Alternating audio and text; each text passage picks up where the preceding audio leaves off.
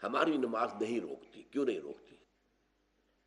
ہماری نماز کی روح موجود نہیں. روح تو کیا دور آئے گی، ہمیں تو یہی پتہ نہیں ہوتا ہم پڑھ کیا رہے ہیں. It's a parrot like repetition.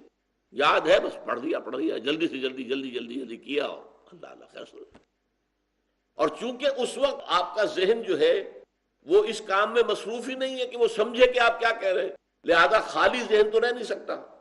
اس وقت آپ کے ذہن میں سب مسائل آ جائیں گے. دکان میں فلاں چیز کم ہو گئی تھی، مجھے خرید کے لانی تھی، فلاں معاملہ یہ تھا، فلاں جو ہے جو افسر نے وہ فائل کے بارے میں کہا تھا وہ ابھی تک تلاش نہیں ہو سکی ہے، وہ کرنی، وہ آ جائیں گے. اس لیے کہ دماغ جو ہے خالی نہیں رہ سکتا. جب آپ کا دماغ نماز کے اندر انوالوڈ نہیں ہے تو ویکوم رہ نہیں سکتا اس دماغ میں. پھر وہ چیزیں آپ کی آئیں، اسی کے اوپر آپ کھڑے ہو کر زبان آپ کی پڑھ رہی ہوگی اور دماغ کہیں اور ہوگا.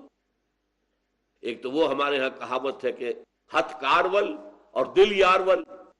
یہاں یہ ہے کہ زبان نماز کی طرف اور دماغ اپنے دھندوں کی طرف. تو وہ نماز کیا اثر کرے گی؟ لیکن نماز کی روح موجود ہو، اس میں حضور ہو کہ میں کھڑا ہوں اللہ کے حضور میں ہوں. سجدہ کرے تو محسوس کرے کہ میں نے اللہ کے قدموں میں اپنا سر رکھ دیا. یہ کیفیت نماز کی ہے تو یقیناً وہ انسان کے کردار پر اثر انداز ہوتی ہے. اسی لیے آگے ہم چل کر جب پڑھیں گے تو آتا ہے وَاسْتَعِینُوا بِالصَّبْرِ وَالصَّلَاةِ. سختیوں کا مقابلہ کرنے کے لیے مدد حاصل کرو صبر سے اور نماز سے. جوڑ دیا صبر کو نماز کے ساتھ، اور اس سے تمہیں در حقیقت قوت حاصل ہوگی سختیوں کا، نامساعد حالات کا مقابلہ کرنے کی. وَلَذِكْرُ اللَّهِ أَكْبَرُ. اور اللہ کا ذکر تو بہت بڑی شے ہے. اب یہاں غور کرنا ہوگا ذکر کسے کہتے ہیں. ہمارے ہاں ایک بہت بڑی غلطی کیا ہے، ذریعہ ذکر کو ہم نے ذکر سمجھ لیا ہے. زبان سے کہنا سبحان اللہ والحمد للہ ولا الہ الا اللہ واللہ اکبر، یہ ذریعہ ذکر ہے کہ زبان یہ الفاظ کہہ رہی ہو اور دل میں یہ کیفیت وارد ہو جائے. ذکر کے معنی کیا ہے؟ استحضار اللہ فی القلب. یہ میں نے مباحث جو ہے سورہ آل عمران کے آخری رکوع کے درس میں، کہ جو ہمارے اس منتخب نصاب کے دوسرے حصے کا دوسرا درس تھا. اب اس ذکر کے ذرائع کیا ہے؟ سب سے بڑا ذکر وہ ہے جس کا ذکر سب سے پہلے آیا، اتل ما اوحی الیک من الکتاب. اس کو قرآن کہتا ہے الذکر، دی ریمائنڈنگ. الذکر انا نحن نزلنا الذکر انا لہ لحافظون. ہم نے ہی اس الذکر کو نازل کیا ہے اور ہم ہی اس کے وہ حافظ ہیں.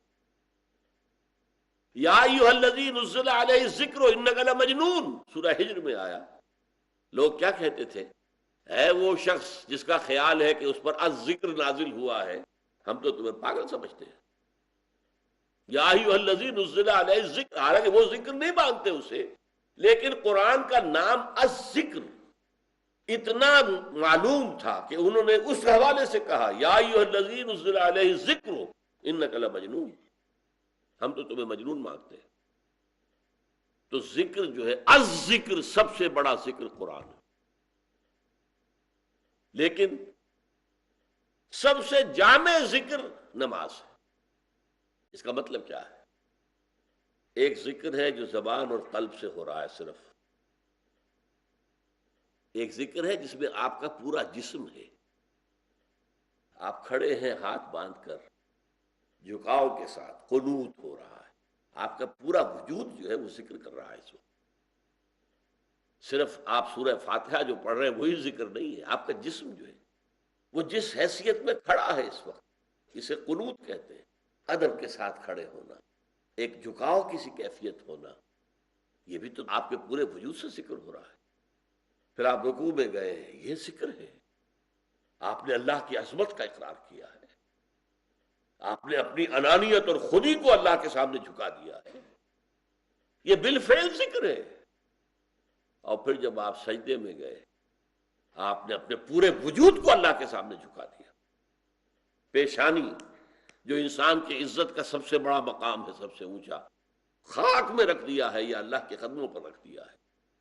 اپنی خودی کی نفی، اپنی انانیت کی نفی، یہ ساری اسی لیے کیا کہا گیا ہے، اقرب ما یکون العبد الی اللہ فی السجود، انسان اللہ سے قریب ترین جو ہوتا ہے وہ سجدے کی حالت میں ہوتا ہے۔